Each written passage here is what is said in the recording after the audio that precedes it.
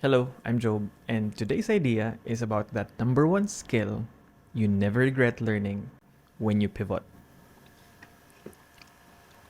The whole point of this video is this: to pivot is hard, but it's not impossible. And maybe if you look back and you look within you, you might see a skill that you've learned in the past as you begin to pivot.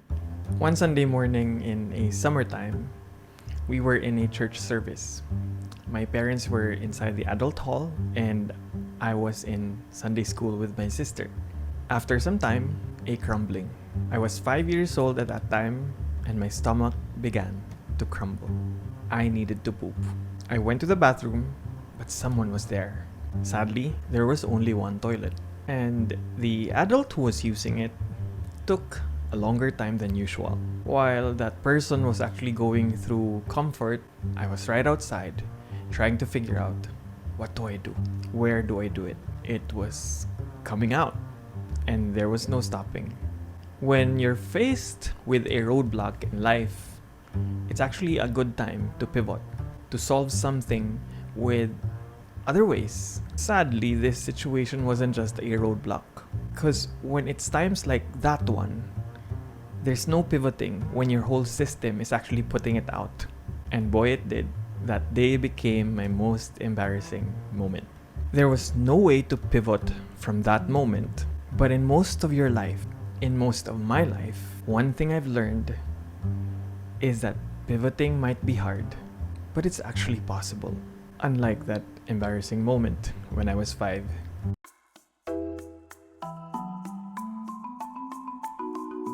I'll tell you how that situation ended before we finish this video. But kicking off with our topic, to pivot means to shift or change direction, often in response to a new situation or a challenge. It involves adapting or adjusting one's approach or strategy to navigate through the changes effectively. Through the years, I've had moments where I had to show up, even when it was not my choice. There were also changes that I had to face by choice or by chance. When I was in elementary school, I had to show up for oratorical contest. Let's skip the part where I had to show up for a singing contest also. That's for another video. But in the oratorical contest, once I started showing up with a good mentor, and he taught me how to do oration. It started with one try, and the next year and the next year. I showed up and I found it something I was also interested with. And then when I was in high school, I was famous. Wow, the infamous? Among all the other people in the disciplinary office. Because I was almost always late every morning. When the place we were living at was actually just a few steps away from school.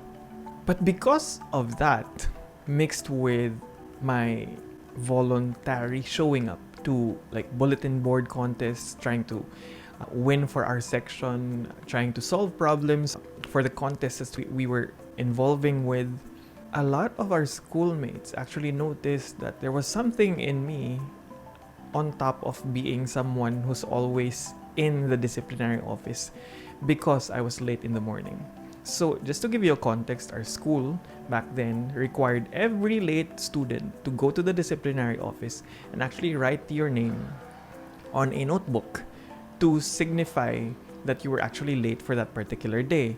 Because of those mornings, I got to meet different faces and different people from different levels. Fast forward to the last year in high school, I was voted the president of the student body organization, where we also had to solve quite a number of problems as well. In college, I was also a part of a parliamentary debate circle where we kind of had to be very familiar with social issues and even political issues globally and in the Philippines. And then I became a campus missionary, where I was serving with an organization who were preparing students for leadership, integrity, faith, and excellence, basically getting people into the direction of knowing Jesus. I did that for 14 years, and eventually I transitioned to becoming the communications director for that local church. And then during the pandemic, I also joined a small group of design thinkers. While I didn't have much idea as to what it was, those months of Zoom calls with my friend from Malaysia and our colleagues from other parts of the world, those calls actually turned out to be very useful for me as I shifted from full-time ministry to the creative and digital space. My first job after leaving full-time ministry was an operations manager for a consulting firm. I would call it the transition job. I'm thankful to my boss and actually my bosses and my colleagues who were patient with me. And I thought I was sure about it, and then I was not. That was also the moment I realized that my soul needed to slow down after a major shift. So I prayed and hoped for a work from home job. Just before the year ended, 31st of December in 2022, I landed a job called Creative Director for a YouTube channel based in the US. All of these major moments and shifts in my both career life and personal life and even student life required one skill: to solve problems. So I had to show up most of the time, and I learned this skill unconsciously. So what's that specific instance that you needed to accomplish something you're new at, but you just had to do it? And when the task or project was done, you did it, and maybe you did it well. And you remember that part of the reason why you had a skill to do it is because at one point you showed up. You showed up to something, to someone in the past that made you unconsciously learn that skill or maybe skills. And then you realize you're actually skilled at that specific area because you've learned it as you showed up. The operative word is learn. While talent, they say, is something you're born with, skill is something that you can learn. In college, we were told that parliamentary debate, or arguing with style as our organization would like to call it, is a skill, that it can be learned. I wasn't the best at it, but showing up in our late night practices after a very long school day and showing up in expensive out-of-town tournaments, I realized it actually did me well. I look back and realized that it wasn't mainly public speaking. I learned so much from the experiences I've had there.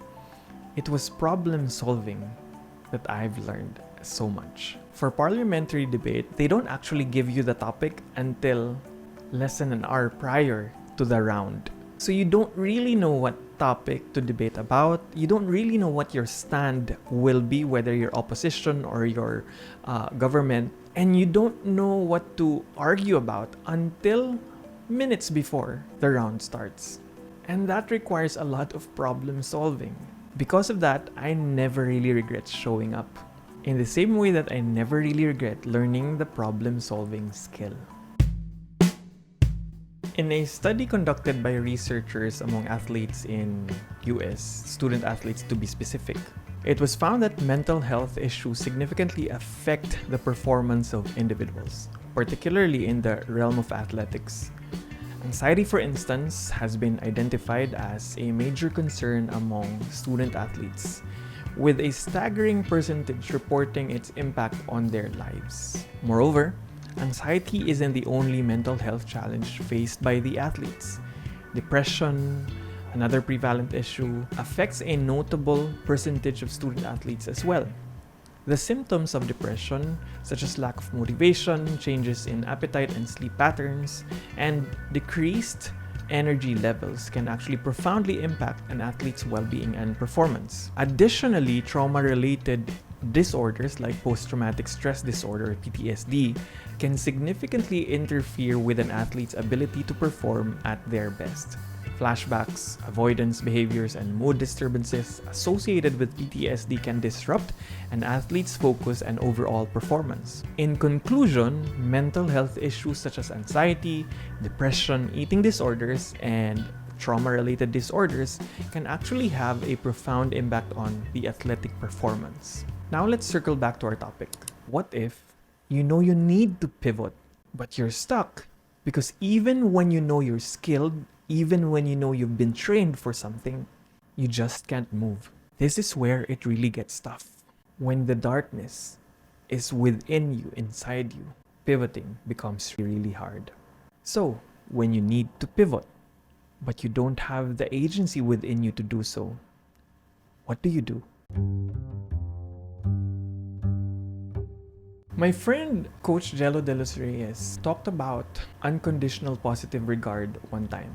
How do we heal? We heal when we are in a space of unconditional love and acceptance. A non-judgmental space where people can be vulnerable so that they can acknowledge their brokenness in a space where they will never be judged. At non-judgmental space, they can experience God's love more. Kasi it's not about a standard of morality, but it's about the love of God that's restoring and healing my brokenness. It's a concept by psychologist Carl Rogers that involves showing complete support and acceptance of a person no matter what he or she says or does. As a coach and a trained counselor, Coach Jello says, having this lens of unconditional positive regard allows me to journey with people and hold space for their self-discovery and healing. He also says, as a Christian, this concept also made me grasp more tangibly how God's grace leads people to repentance. That love is indeed more powerful than fear, for perfect love casts out fear. Reminds me of the lament in the Old Testament, where God actually allows it. Moving forward, this statement: flower blooms even in the sand. Like Flowers in Sand is a recent K-drama that my wife and I just finished on Netflix. It's about the story of young people struggling to bloom in their lives on a serium, if I pronounce it right. It's a traditional Korean wrestling sport. So the drama follows serium prodigy Kim Baek-do, or Jang Don-yoon, and his first love, Oh Yoo-kyung, or Lee Jo-myung. So when Kim Baek-do reached a point of giving up, he files his retirement from the small town sport, but that retirement will have twists as he faces a turning point in his life when he reunites with Oh Yoo-kyung. It's a story of grief, I must say, of broken dreams, of not being able to figure out himself, only to realize that a childhood trauma of sudden departures and lack of closure actually affected his performance, that led him to finally deciding he'll just retire. And when you actually watch the series, you'll understand a little better what I mean with safe spaces, especially in the context of friendship. To friendship. Jumping back, my hope is that while you're aware of the skill or the skills you have but you cannot seem to move, that you'll have the courage to stay each day or maybe find help. If it's really difficult, please try finding an intervention. A counselor, a therapist, or whoever might be best.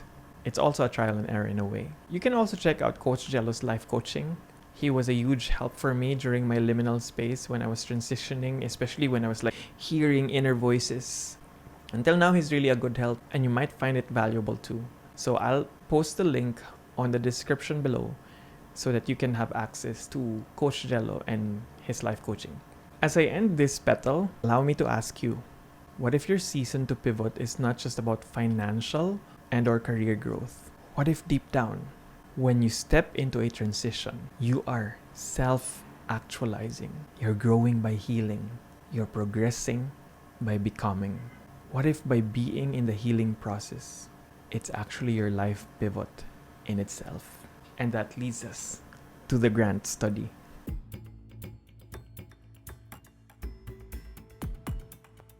A long-term study of human development spanning 70 years, the grant study found that the ability to adapt and make the best of difficult situations is actually crucial for well-being, reinforcing the importance of adaptability. It examined various factors such as looks, IQ, and wealth, but ultimately concluded that the key ingredient for well-being is the ability to make lemonade out of lemons. This study underscores the importance of adaptability in navigating life's challenges and finding fulfillment.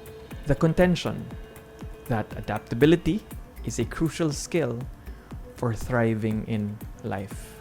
The idea of adaptability, think about it. Life would always throw curveballs, and those who can roll with the punches, who can adjust when things shift, They're the ones who really succeed. But that's mostly success based on how the world sees it. However, it's not just about having the most stuff or being naturally talented. It's about being able to adapt when life throws you a curveball. But life throws you curveballs, bro. It's like having the inner strength that helps you keep going when life gets really tough. But here's the thing. Not everyone finds it easy to bounce back from life's changes, especially the big ones. Remember how we talked about athletes and their mental health and how it actually correlates? It's a perfect example of how even the ones who are trained, the ones who are strong, can actually really struggle with change as well. So if you're feeling a bit lost with the challenges in your life, especially during your transitions, the liminal space and the changes, you're not alone. And at the same time, I do acknowledge that it's actually hard to pivot. And at times like this, you'll need a safe space. You'll need a space to heal. You'll need a space to not be pressured to figure things out right away. But to have someone sit with you in the moment. For me in particular, I learned to appreciate God more and more in my life because He's actually someone who's willing to sit with me while I'm still in the limbo. But the idea that adaptability is such a strong skill is something that we can all learn from. The one skill that we may never regret at all is being able to adapt in changing times. So, what is one skill you have learned or you can learn to make you adaptable in a changing world? Jeremy Carlos, someone I've met when I started doing creative and digital projects, is someone who's also very much into the creative space. And I asked him this question. And I don't regret learning is, I think, video editing, and also I guess video direction. Money or career wise, it's brought me to like a lot of different places. Like siguro narrative filmmaking, documentary filmmaking, music videos, as well as corporate videos. So it really helped me, and there's especially siguro sa corporate, there were really big projects. So I would consider filmmaking sustainable as long as you can differentiate yourself like storytelling wise, if that makes sense.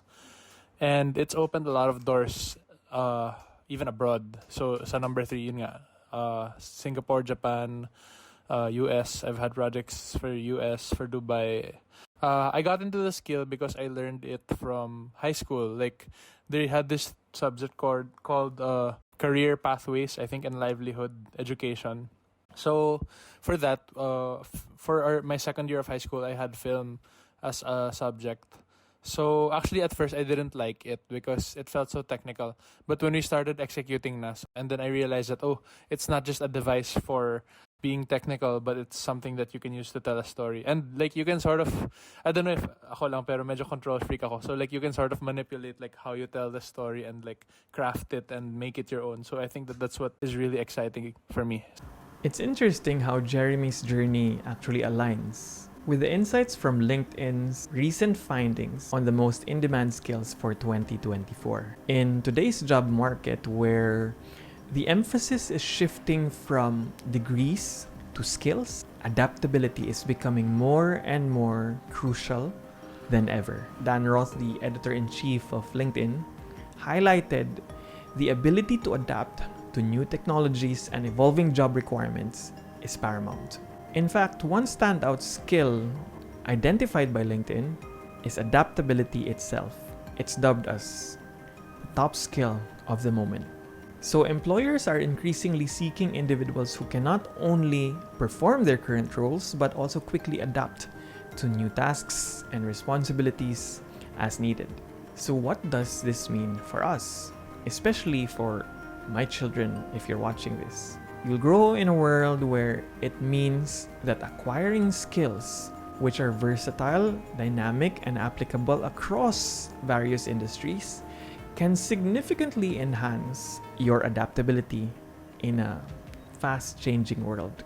And whether it's through online courses or hands-on practice or learning from experienced colleagues and mentors, investing in skills that enable us to pivot and thrive in any situation is a wise move. By continuously honing our skills and remaining open to learning opportunities, we position ourselves to navigate the twists and the turns of our lives, your student life, your careers, with confidence and resilience. Adaptability is truly the one skill you will never regret learning. While I was writing the script for this video, I had Elevation Worship's More Than Able on the loop. It's been getting into me these days. Especially the part of the lyrics where it says, "You're not done with me yet, God. You're not done with me yet." Talking to God. There's so much more to the story. You're not done with me yet. And then it continues to, there's so much more to this story. After this, there will be glory. You're not done. You're not done with me yet. And this is one good part also. Who am I to deny what the Lord can do? And that God is more than able. And not done with me is not just about fulfilled promises and breakthroughs. These days, for me, it's finding myself in the meaning, having the agency to face life each day again and again, and participate in His plans, mainly being able to be who He made me to be in a global community and a specific community. Family, friends, those who walk with me, those who believe with me. And it's less of the do's. You're watching this and you happen to believe in God. I want you to remember that every day is a new day to pivot. Maybe from so much heaviness yesterday, today can be that day where you can actually give it a try again. Remember that it's hard, but it's possible. And you may not believe in God and might run out of agency within you. You're not able. Consider an agency beyond you who's more than able. So as we end, remember to pivot in your student life, in your career life, maybe in life in general. It is hard. We need to remember that. But it's possible. It's possible to pivot and to pivot well. So as application questions, think about a time when you're faced with a challenge or task that required you to adapt and learn a new skill. What was the situation and what skill did you learn or utilize to overcome it? Maybe you can reflect on how this experience has shaped your ability to pivot and adapt in changing circumstances. Maybe you can post it in a comment below.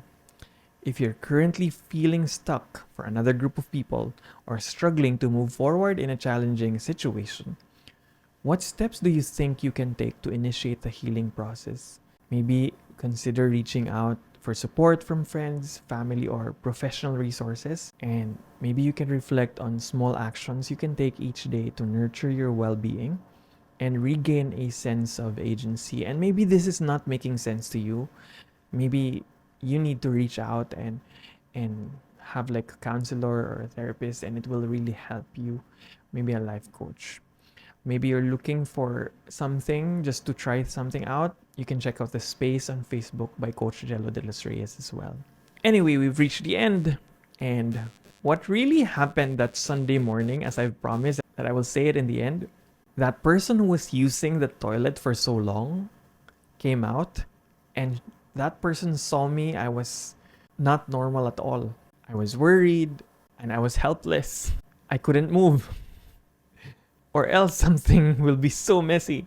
So this person recognized who my parents were and called my mother. And that day ended with cleaning up. Speaking of cleaning up, the next video will be a messy topic. How to save my life. And maybe yours too.